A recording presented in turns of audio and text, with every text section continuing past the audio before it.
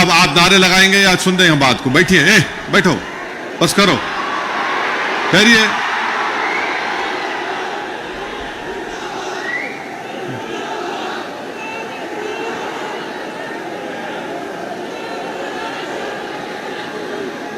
इस ग्राउंड में जितना मजमा है अल्हम्दुलिल्लाह उससे ज्यादा बाहर है, तो ये जरूरी है कि हम उनकी आवाज भी सुने।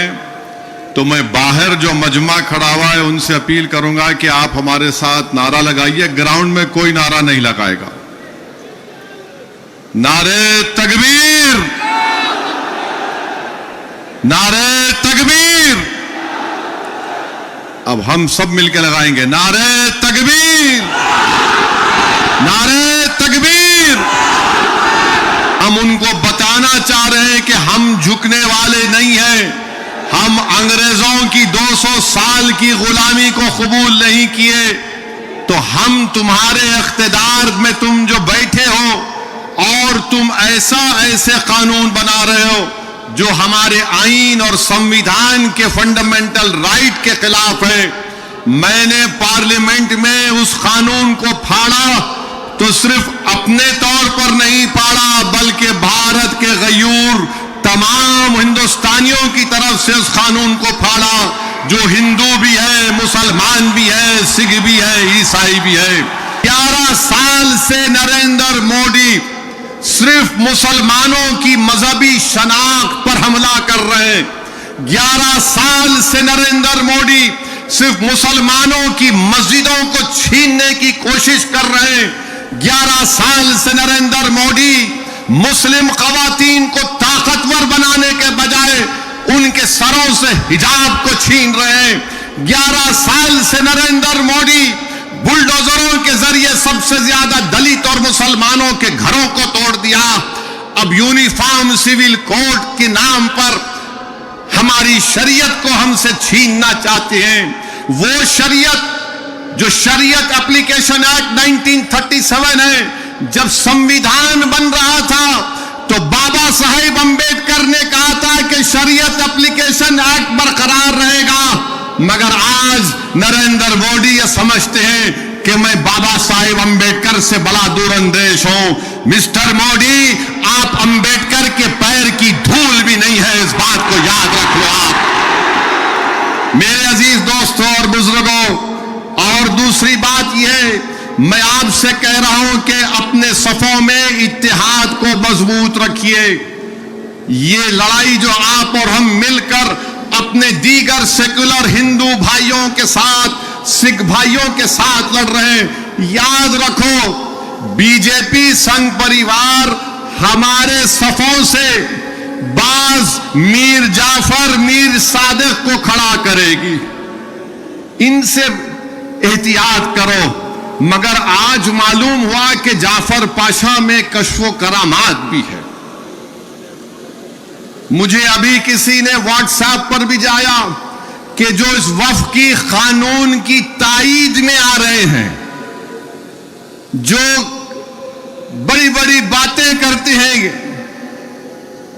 ख्वाजा अजमेरी के आस्थाने से उनका ताल्लुक है, जाफर पाशा की तकरीर को लाइव बैठकर देख रहे थे। तो मालूम हुआ उनको भी बड़ा डर हो गया है कि अब हैदराबाद से एहतजाज बुलंद होगा। अरे जो तुम ख्वाजा अजमेरी के आस्थाने के जिम्मेदार हो ना, मैं पार्लियामेंट में इंशाअल्लाह ताला ख्वाजा एक्ट के तरमीम का एक बिल लाऊंगा और प्राइवेट मेंबर्स बिल लाकर कहूंगा कि तुम नहीं बनोगे, उसमें पसमानदा को किसी को बनाना पड़ेगा। तुम तायीद करोगे, मैं तो ला रहा हूं प्राइवेट मेंबर्स बिल आइंदा सेशन में, तुम देखना। अरे तुम लोग कितना गिर सकते हो, तुम कितना गिर सकते हो, कम से कम उस आस्थाने की निस्बत का तो लिहाज रख लो। तुम उस आस्थाने की निस्बत का तो लिहाज रख लो और इस बात को भी याद रख लो कि जब तुम और हम इस दुनिया से जाएंगे तो आरएसएस वाले अगर तुमको खंदे पर लेकर गए कब्रिस्तान में, तो फिर अंदर जाने के बाद जब फरिश्ते पूछेंगे कौन है तेरा रब, तो तुम क्या मोदी बोलोगे या अल्लाह बोलोगे? देख लो इस बात को। हम तो अल्लाह ही बोलने वाले हैं और बोलते रहेंगे। अल्लाह ही हमारी मदद करेगा और अल्लाह ही इनको शिकस्त देगा इंशाअल्लाह ताला।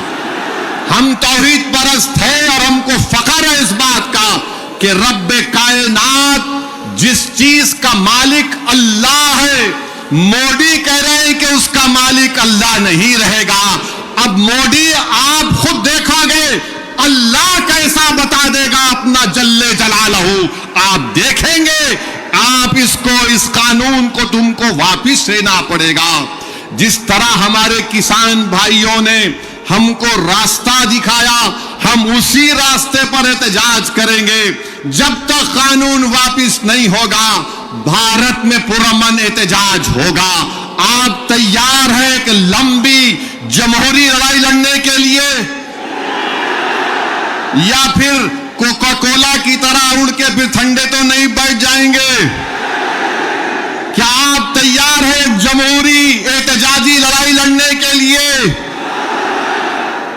अगर आप तैयार हैं तो आप अपने आप से वादा कर लीजिए कि जब तक ये काला कानून वापिस नहीं होगा, हम एहतजाज करेंगे, हम पीछे नहीं हटेंगे, पुरअमन एहतजाज हमारा होगा। मैंने ये कहा कि अपने दाऊदी बोरा भाइयों की ईमानदारी पर हरगिज हरगिज शक मत करो। नरेंद्र मोदी हमारे इत्तेहाद को कमजोर करना चाहते हैं। दाऊदी बोरा के लोग पार्लियामेंट की कमेटी के पास आए थे। लंदन से मायानाज वकील किंग काउंसिल जनाब हरीश साल्वे साहब को लाकर पार्लियामेंट की कमेटी के सामने कहा कि हम 2024 का कानून नहीं चाहिए, हमको वक्फ से अलहदा करो। क्योंकि दाऊदी बोरा जो एक शियाओं की ब्रांच है, उन्होंने कहा कि हमारे पास दाइल और मुतलक है। उनके जो रूहानी पेशा है मुफद्दल साहब, अल्लाह उनको सलामत रखे, वो उनकी मौजूदगी में कोई मुतवल्ली नहीं हो सकता। लिख कर दिया उन्होंने कि हमको इस वक्फ एक्ट से लेना देना, नियम को निकाल दो। तो ये इनको बुलाया गया, मोदी ने बुलाया इनको, और नरेंद्र मोदी ने कितना गुमराहकुन बात की। बैठ के कहा कि मैंने 3 साल पहले ये बिल बना दिया, आप लोगों को नहीं मालूम होगा, मैंने भिजा दिया आपको और कहा कि कॉमा फुल स्टॉप लिख दो। मोदी ये पैगाम दे रहे हैं भारत के सेकुलर हिंदू भाई बहनों को, सिखों को और मुसलमानों को, मैं तो नहीं लाया है बिल, ये तो ये लोग बोल के लाया मैं। आप समझ रहे हमारी बात को? और हम जब कमेटी में थे, हम मिनिस्ट्री ऑफ माइनॉरिटी अफेयर से पूछे कि कानून तुम क्यों लाए? क्या तुमने मुसलमानों से बातचीत की? क्या तुमने इस बिल के बारे में बात की? एक वर्ड नहीं बोल सके वो लोग। The committee when called the Ministry of Minority Affairs, they didn't have anything to say. Why did they bring this bill? You are witness to it. अब मोदी इन दाऊदी बोराओं को बदनाम करने के लिए, पूरे देश में पैगाम देने के लिए कि देखो मैं तो 3 साल पहले उनको बिल दिया था। मेरे भाई, ये साजिश है हमारे इत्तेहाद को कमजोर करने के लिए। मोदी जी, आप शतरंज की चाल खेल रहे हैं, हम भी जानते हैं शतरंज कैसा खेलना सियासत में। डॉक्यूमेंट्स है, आज मैं एक्स पर सोशल मीडिया पर डॉक्यूमेंट्स डाल दिया हूं। दाऊदी बोरा लोगों ने कमेटी को दिया, वो 1924 से कह रहे हैं कि हमको वक्फ कानून में मत रखो, क्योंकि हमारा जो जूरिस्प्रूडेंस है, हमारा जो फिक्र है, वो दाइल मुतलक के ऊपर है। तो आपसे अपील कर रहा हूं कि अपने दिमाग में 1% भी दाऊदी बोरा हमारे दीनी भाइयों के खिलाफ कोई शक मत करिए। वो तो नहीं चाह रहे थे, इनको तो पप्पा जी बुला के बोल दिए आपको वजह से करा मैं। अब चौथी बात यह है, बीजेपी वाले बोल रहे इसमें सब कुछ है, मुसलमानों का फायदा है, औरतों का फायदा है। आज से थोड़े दिन पहले हैदराबाद में फतेह दरवाजे पे एक चालाक आदमी था, लगता है उन्हें भी मोदी जी की शागिर्दी में निकलासो था। उन्हें क्या बोला, आप मेरे पास आओ, जिसके सर टकले हैं मैं दवा देता हूं, बाल उग जाते। लाइन लग गई वहां पे, लगा दगा दवा लगा, बाल उगते। अब पब्लिक बेचारी, तो मोदी जी भी यही बोल रहे, दवा ले लो सब चीज ठीक हो जाती। इनकी दवा नहीं है, ये दवा मौत है। ये दवा नहीं दे रहे, मौत का पैगाम दे रहे हैं। ये वफ को छीनने के लिए ला रहे हैं। आप सोचिए, दाऊदी बोहरा लोगों ने सेक्शन 2 लिख कर दिया, तो मोदी ने क्या किया, दाऊदी बोहरा का नाम लेके सेक्शन 2 बना के उस भारत के दौलतमंद आदमी जिसने हमारे खोजा भाई, ये भी शियाओं का एक ब्रांच है, खोजा ट्रस्ट से खरीद कर 21 करोड़ में अपना आलीशान महल बना लिया। सेक्शन 2 का फायदा उस शख्स को होगा। हम हैदराबाद में क्या बोलते हैं, किसकी दुकान पे किसकी फातिया, क्या बोलते हैं, नाना मामू की दुकान पे नाना की फातिया। तो दाऊदी बोरा को सामने रख के मुकेश भाई की फातिया पढ़ दी है इन्होंने काम कर दिया। सेक्शन 2 से उनको फायदा होगा। तो आपको और हमको मुत्तहिद रहना है, शिया सुन्नी इत्तेहाद को मजबूत रखना है। आप शिया सुन्नी इत्तेहाद को मजबूत रखेंगे ना मेरे भाई, या all India Muslim personal board के प्लेटफॉर्म पर शिया भी है, सुन्नी भी है। यह पैगाम मुस्लिम पर्सनल बोर्ड देता है कि हम अपने इत्तेहाद को मजबूत रखें। कहां जाएगा यह मुल्क? हद तो यह हो गई मेरे अजीज दोस्तों और बुजुर्गों कि अब कोई यह कह रहा है कि चीफ जस्टिस के फैसले के बाद इस देश में मजहबी जंग शुरू हो जाएगी। नरेंद्र मोदी जी, आप इख्तिदार पर हैं, आपकी पार्टी के लोग इस तरह की बात करेंगे? आप तो भारत के संविधान पर हल्फ लिए हैं कि इस देश में ये अंबेडकर का देश, ये मौलाना अबुल कलाम का देश, ये भगत सिंह का देश, अल्लामा फजले खैराबादी का देश, हुसैन अहमद मदनी का देश, महमूदुल हसन का देश, ये टीपू सुल्तान का देश। यहां बोल रहे मजहबी जंग शुरू हो जाएंगी। मोदी जी, बाबरी मस्जिद का फैसला हमारे खिलाफ आया तो क्या हमने यह जुमला कहा था कि मजहबी जंग शुरू हो जाएगी? हमने कहा था कि supreme court is supreme but infallible, but not infallible. Babri मस्जिद को तोड़ने वालों का क्रिमिनल केस का फैसला आया, किसी को सजा नहीं हुई। हमने कहा कि मजहबी जंग शुरू हो जाएगी। 5-5 साल से बच्चों की बेल नहीं रहे, उनकी मां बाप मर रहे हैं, मर गए हैं। हमने यह कहा कि मजहबी जंग शुरू हो जाएगी। CAA का कानून है, हियरिंग नहीं होती। क्या हमने कहा कि मजहबी जंग शुरू हो जाएगी? UAPA में डालकर हमको सड़ाया जाता है कि हमने जुमला कहा कि मजहबी जंग शुरू हो जाएगी।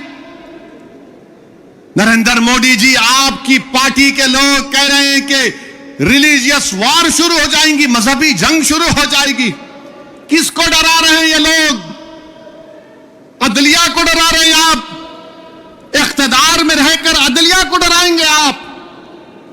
आपके हक में फैसला आया तो आपके मुंह में लड्डू फूटते हैं और आप रिलीजियस वॉर शुरू हो जाएंगी।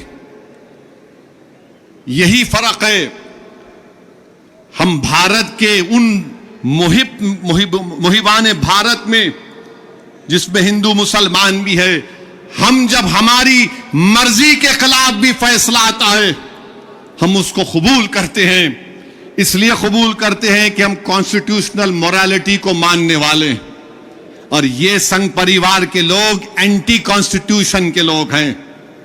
ये संविधान को तो मानते मगर उसको सब्सक्राइब नहीं करते हैं। ये फर्क है भारत के असली नागरिक में और उन लोगों में जो नेशनलिज्म के झूठे दावे करते हैं और कहते हैं कि रिलीजियस वॉर, जो कहते हैं कि अगर कोर्ट कानून बनाएगा तो पार्लियामेंट को बंद कर दो।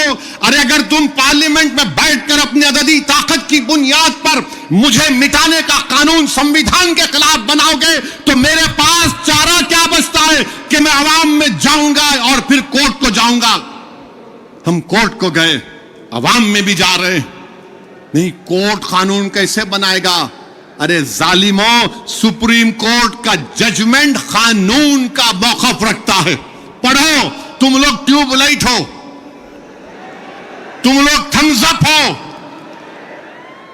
तुम्हारे दिमाग में एक ही बात बैठा हुआ है, नहीं मोदी है तो खुदा है। अरे खुदा था, है और रहेगा उसी का नाम।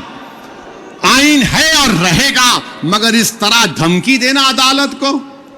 और फिर गवर्नर प्रेसिडेंट को बोल रहे हैं, उनको बोल रहे हैं अगर नहीं करे तो कानून बन जाएगा। अरे 142 क्या है प्यारे? 142 आइन का बनाने वाला अंबेडकर है।